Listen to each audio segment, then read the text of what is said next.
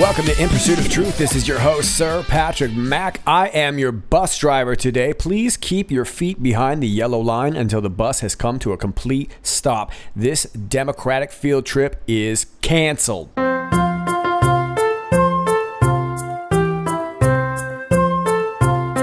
Oh, Democrats are not happy. Butthurt level. Bravo. Meanwhile, Democrat Alexandria Ocasio-Cortez is on her way to give Mitch McConnell a piece of her mind. Oh, game on. What are you going to do, Miss Cortez? We're marching over to Mitch McConnell's office and show him what's up. Isn't that right? That's right. That's a great idea. You should turn your camera so that we can see all the people that are involved. So, how's it working out? Where'd you go? We went to Mitch McConnell's office, where we went to the Senate cloakroom.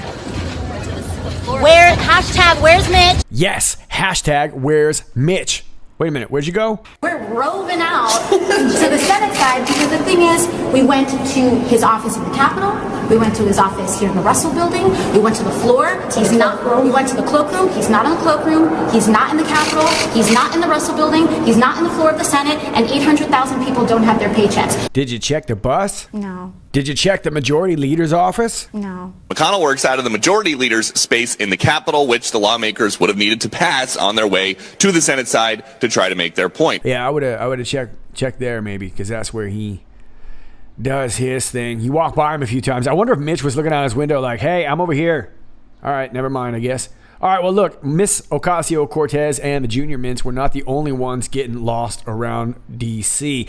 House Democrats piling onto an Air Force bus, getting ready to ship on out overseas. It looks like they were going to go to Afghanistan.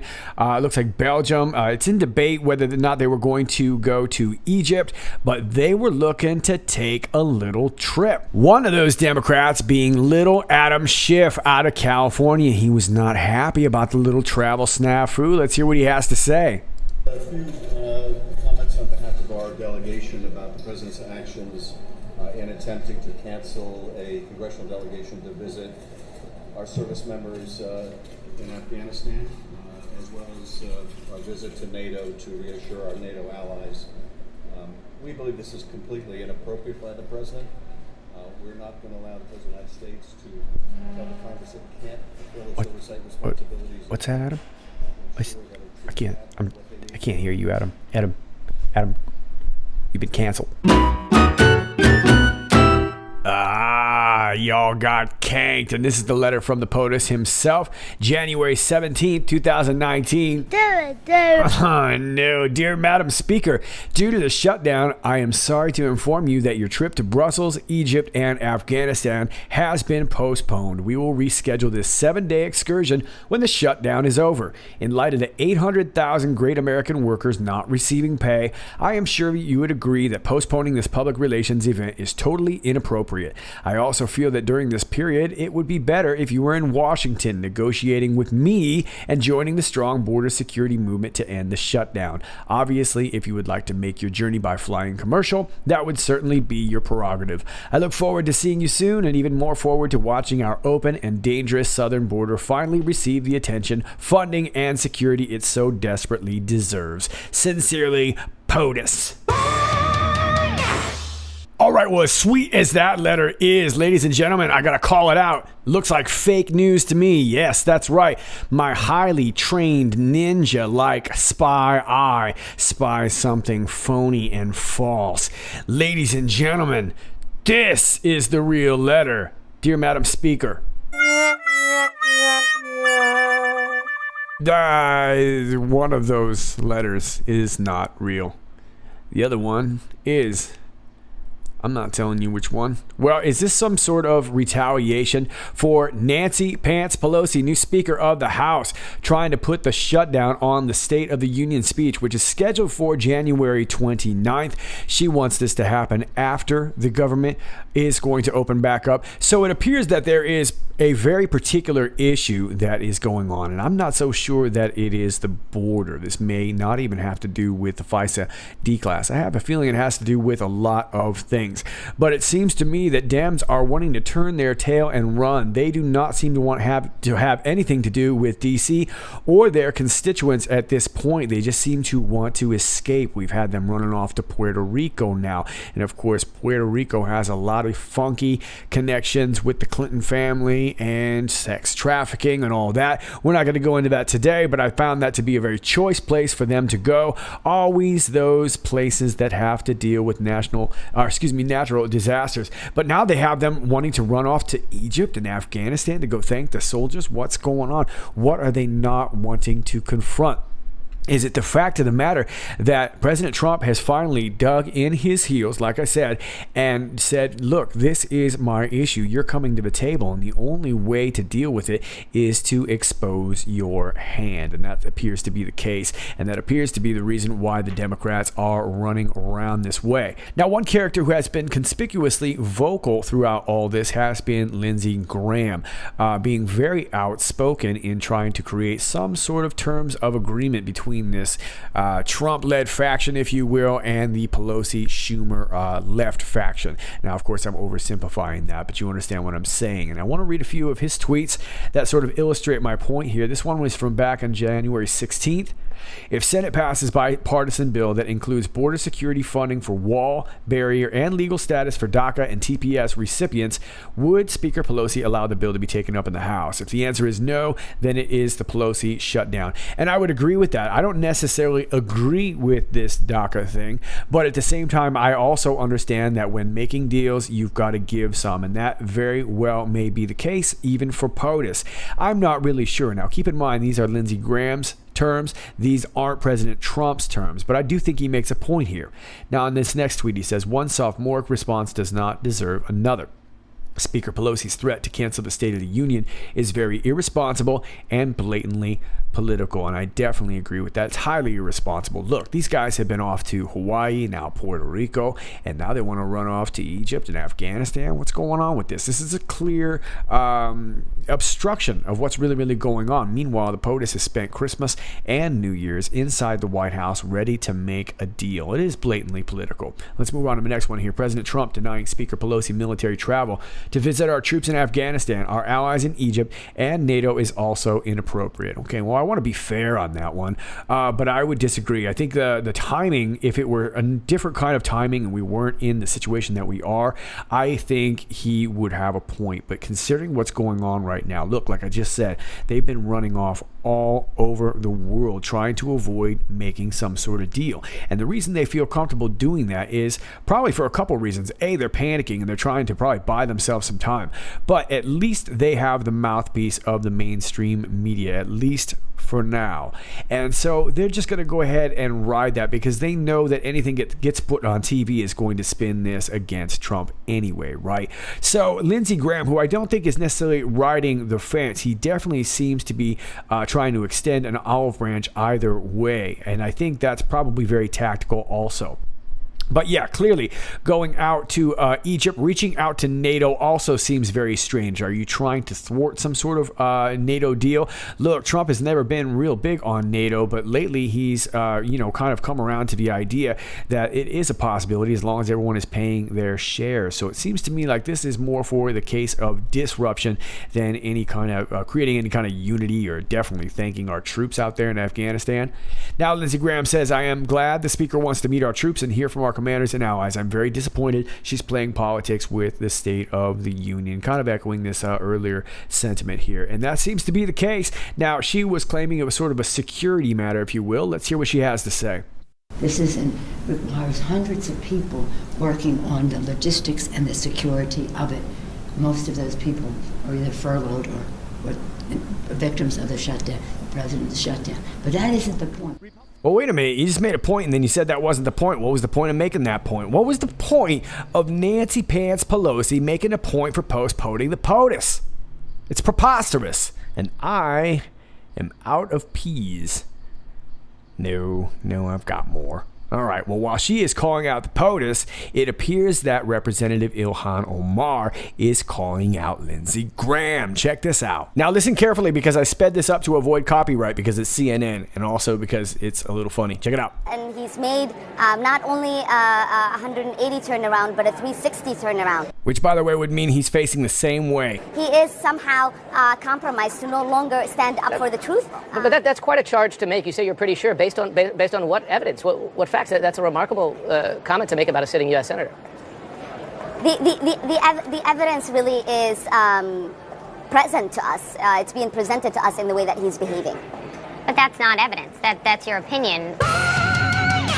Oh, ladies and gentlemen, these are people that run things. All right, we're over here on the Gateway Pundit. Breaking. First media outlet to report on Ruth Bader Ginsburg's cancer now says she contracted pneumonia, is fighting for her life. In September, the Santa Monica Observer reported that Supreme Court Justice Ruth Darth Bader Ginsburg had developed cancer. Snopes labeled the report as fake news. Snopes was wrong. I know that. The Santa Monica Observer was the only paper to report of lung cancer at the time. Now the Santa Monica Observer says Ruth Bader Ginsburg has pneumonia and is fighting for her life, and that Ginsburg will retire in January. The Santa Monica Observer reported, as any reader of the Santa Monica Observer knew last September, Ruth Bader Ginsburg has developed lung cancer. The 85-year-old Supreme Court Justice had surgery as quietly as possible on December 22, 2018. Following surgery, she has developed complications, including pneumonia. Pneumonia often afflicts elderly post-surgery patients in the U.S., since antibiotics have resulted in multi-resistant strains of the lung infection. The left and the mainstream media have tried to put on a brave face as Ginsburg missed 3 straight days of argument this week, interviewing cancer doctors to say that she would recover. They claimed that she was working in her hospital room, knowing that it was untrue. No one in the media in the Democratic Party wants to face the awful truth that President Donald Trump is about to replace one of the court's most liberal justices. Okay, now we got to talk about this from the Washington Times. Now, I think this is an incredibly important story, and for some reason, it's not getting much love on the TV. FBI, man planned jihad attack on White House. Washington, D.C. targets with anti-tank rocket. A Georgia man was arrested Wednesday on suspicion of planning a jihad attack on the White House, other high-profile national targets, and at least one Jewish site in the nation's capital. Hasher Jalal Taheb was taken in after a year-long FBI sting operation that grew out of local authorities' fears that the 21-year-old Muslim living in Cumming had become radicalized, changed his name, and made plans to travel abroad, according to a criminal complaint filed Wednesday with a federal court in Atlanta. Well, right, ladies and gentlemen, when you want to get radicalized, you get on out there to the dirty South, right? The Joint Terrorism Task Force initiated the case after receiving a tip from the community. BJ Pack, U.S. Attorney for the Northern District of Georgia, said in a statement, the attack was supposed to come Thursday, and the complaint states Mr. Taheb was arrested immediately after picking up the planned weapons: 3 semi-automatic assault rifles, 3 explosive devices with remote initiation, and 1 AT-4 anti-tank rocket launcher. According to the criminal complaint, Mr. Taheb told an FBI informant in October in a meeting in Cumming, about 40 miles north of Atlanta, that he wished to conduct an attack in the United States against targets such as White House and the Statue of Liberty. The other targets of the attack plot included the Washington Monument, the Lincoln Memorial, and a specific synagogue that was not specified in the complaint beyond its being in the Washington metropolitan area. According to the document, Mr. Taheb told the informant that jihad was the best deed in Islam and the peak of Islam, and it was not complicated at all to do jihad today, even though he totally screwed it up. So he also purportedly told the informant that he wanted to be a martyr and do as much damage as possible.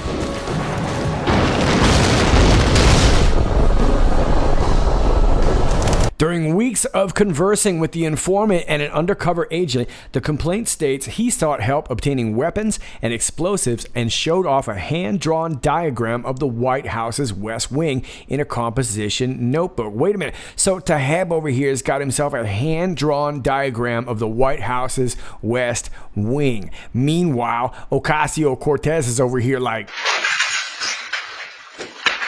she'll get it. She'll get it. He said the group would fight to the end and make it a big bang, the charging document states, adding that he discussed having a base for his groups and from there giving speeches to motivate people and show clips of oppressed Muslims. I wonder how much footage you have of oppressed Muslims in Georgia. Wonder where those clips are coming from.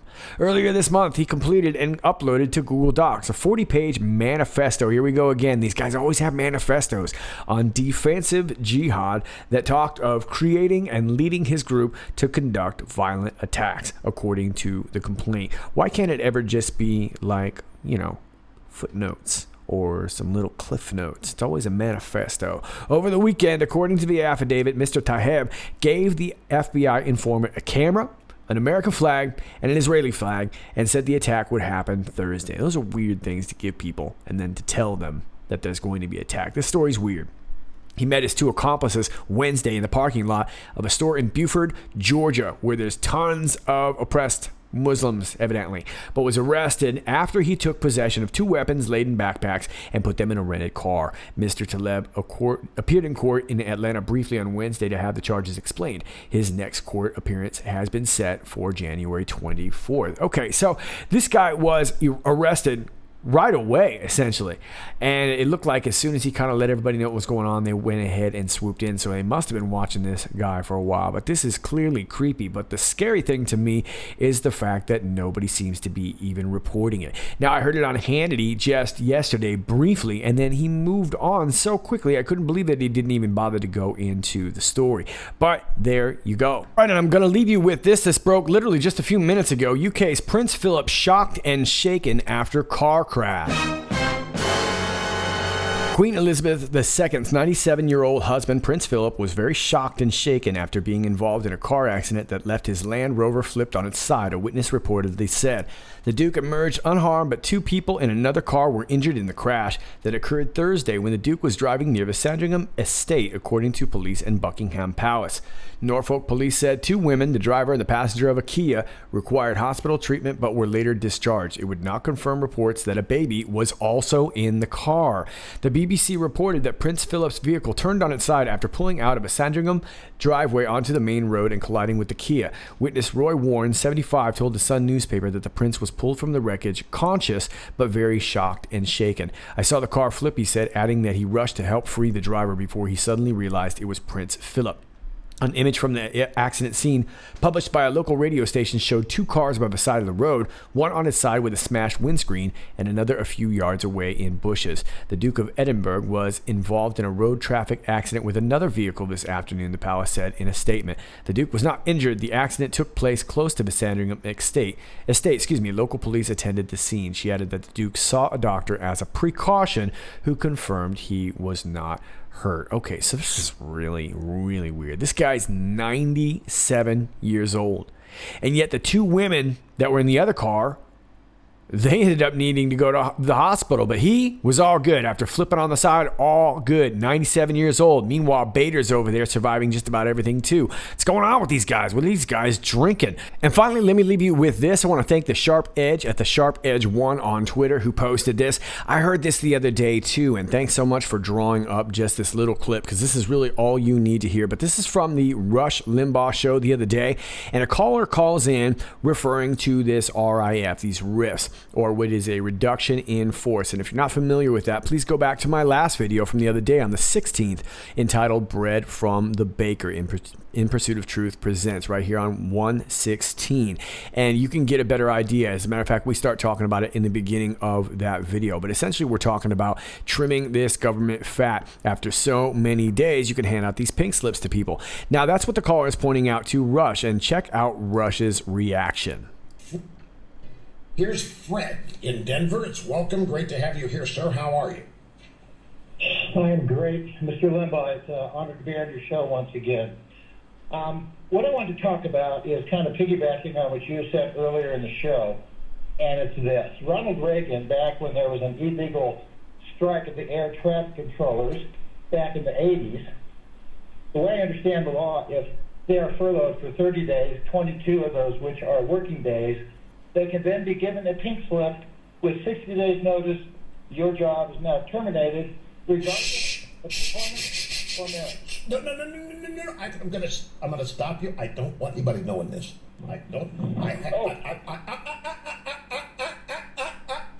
Zip it. It's enough for you to know that I know what you're talking about. And I'm just going to tell you you're right, but we're not going to talk about it. Just be patient for a few more days. It's why I have been encouraging the president to hang in there. He can win this. It's going to take a few more weeks, and it's going to be rocky and bumpy, but he can win this, and he can turn this into a huge win at the same time. I'm sorry to be rude here.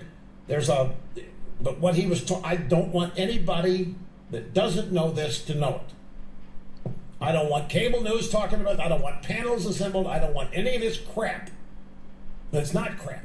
It's actually, I'm not going to say anymore. But, Fred, I'm sorry, I don't mean to be rude or any of that. I've had this here for a couple of days, and I'm not going to use it until it's safe to mention it. Here's Tom in... Okay, so there you go. Now, do me a favor, go back and listen to my video if you're not familiar with what he's talking about. This is a little bit counterintuitive because normally I would completely disagree with this. I think it's important to educate the public, but I can kind of understand because we do know that both sides are listening, and it's very important for President Trump to hang in there. There could be a very big win coming out of it. Now, whether it results in this or not, these RAFs, I'm not really sure, and I said that in my video. You'll know that I said this is just simply a possibility. There are a lot of people that debate the possibility of this too, but it does seem to be the case. It does seem to be the president's strategy to hang in there, stay at the White House, and play this long game, and I do think Rush is right about that. All right, kids, that's all I got for you today. I am working on a few other cool projects for you, and I do hope to release them to you very soon, but I don't want to talk about them until they are more of a sure deal, but I'm very excited about it. As always, if you like this video, please click like, share, and subscribe, and if you're new to my channel, welcome to you. Please keep in mind that from time to time you will be unclicked and unnotified and unsubscribed. You know why? Because Susan Wojcicki, CEO of YouTube, at night she sends these little cyber ninjas. Yep, they crawl up your cables and out through your computer vents, and they discombobulate everything. They unnotify you from your favorite channels, and they unsubscribe you from your favorite channels. It's true. I've seen it happen. I've got footage. I'm just not ready to release it yet. Yep. All right, all my links are down below. My Gab, my BitChute, my Brighteon.com. I'm over here at Twitter at IPOT1776. You know what? Let's get that face off the screen there. That's so much better. There we go. IPOT1776. That's at IPOT1776. All those links are down below. My email's down below. If you're old school and want to send me something through the old snail mail, I got a P.O. box down below. And if you'd like to support the channel, my Patreon link is down below. All those links are down below. All right, kids, that is it for today. My name is Sir Patrick Mack, and until next time, stay sane.